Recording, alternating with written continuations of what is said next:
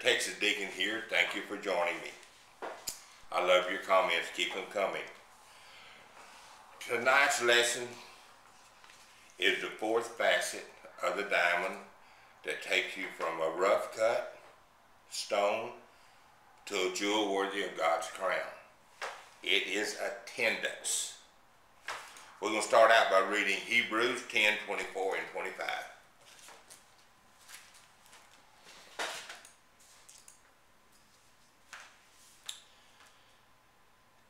And let us consider one another in order to stir up love and good works, not forsaking the assembling of ourselves together, as is the manner of some, but exhorting one another, and so much the more as you see the day approaching. We see the day approaching, brothers. Now, the word exhorting, we're going to look up that up in the dictionary and see what it has to say to us.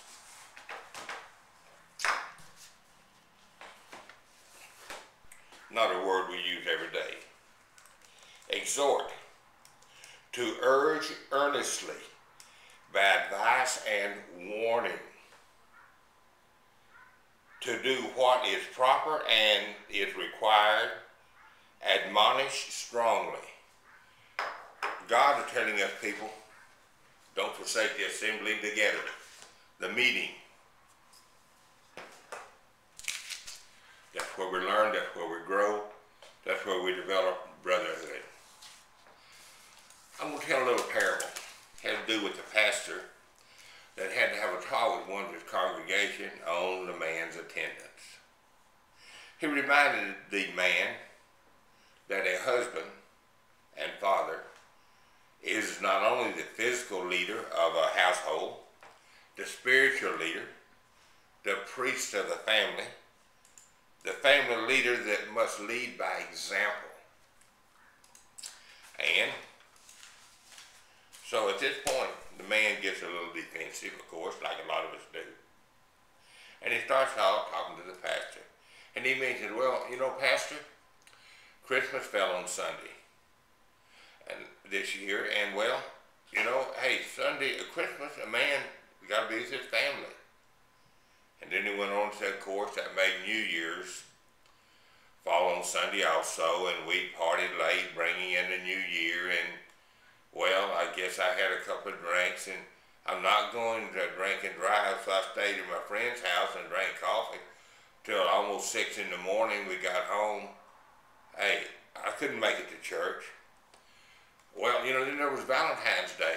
You know, that weekend, as a tradition with me, I kind of like to take the wife out of town, kind of fire the old furnace up again, the old love furnace.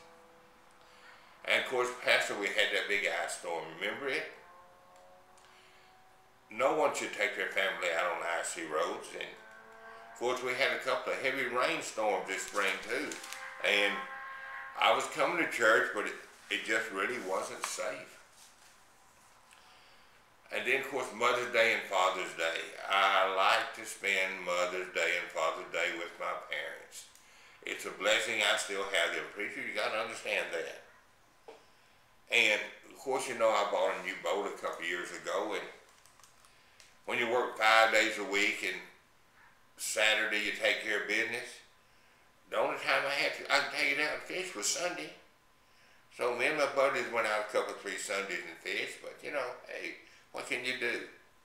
And, of course, a lot of illness went around this last winter. I was out ill, the wife was out sick, and I couldn't come to church and spread what I had to church. I just couldn't do it. So I had to stay home, and then when the wife was sick, I had to stay home with her too.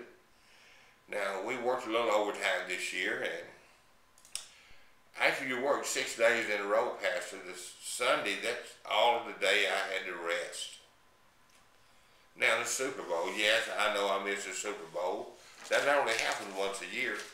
See, me and my buddies, we make an early day of it. We start out with the Super Bowl breakfast about 10 o'clock, and we prepared a whole day, and well, that's only once a year, Pastor.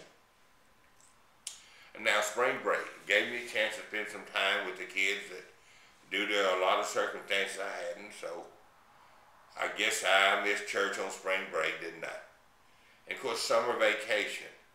I only get a couple of weeks, and so went to the coast, enjoyed it down there, and well, I guess I missed church there too, didn't I? Well, the hunting season came along. You know I love to hunt. And we had to go down one weekend to get the camp all set up for the hunting season, so I couldn't come to church that weekend. And of course, you know, I like to bow hunt, and that was before the regular season, and on the weekend, the only time I had. And then after the bow season was the black powder season.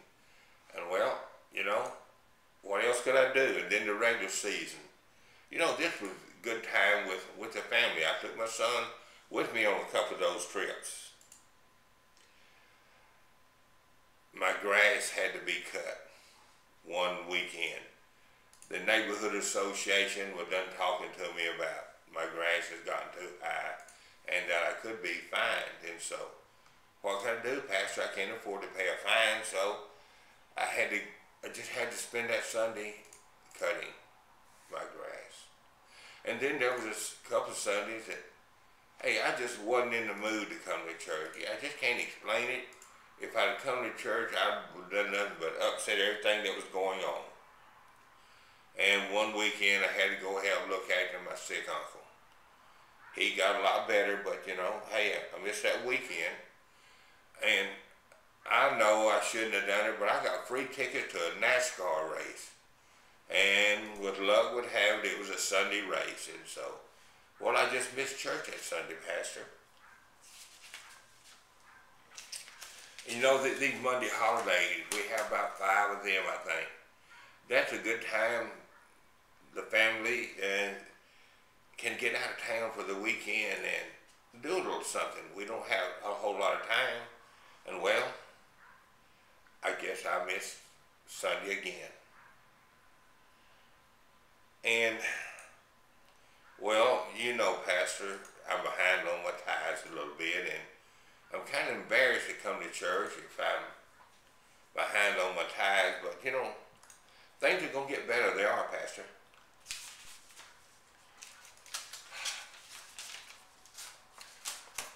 Over the years, I've heard every one of these excuses, and a lot more. I'm not trying to put anybody on a guilt trip, because Mother's Day, I missed church. I was with my mother, 87 years old. I thank the good Lord she's still with us.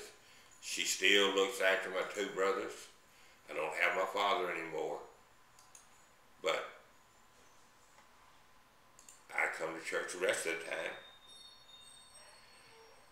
I don't personally believe there's a reason that a person cannot attend church at least 90 to 95% of the time. Once you fall below that, then you start having a problem. The biggest problem is that you need to plan your activities around church services. Don't plan church services around your activities, because they're always going to get in the way of what you're trying to do. You put God first in your life, He will put you first in His. I say that again. You put God first in your life, He will put you first in His.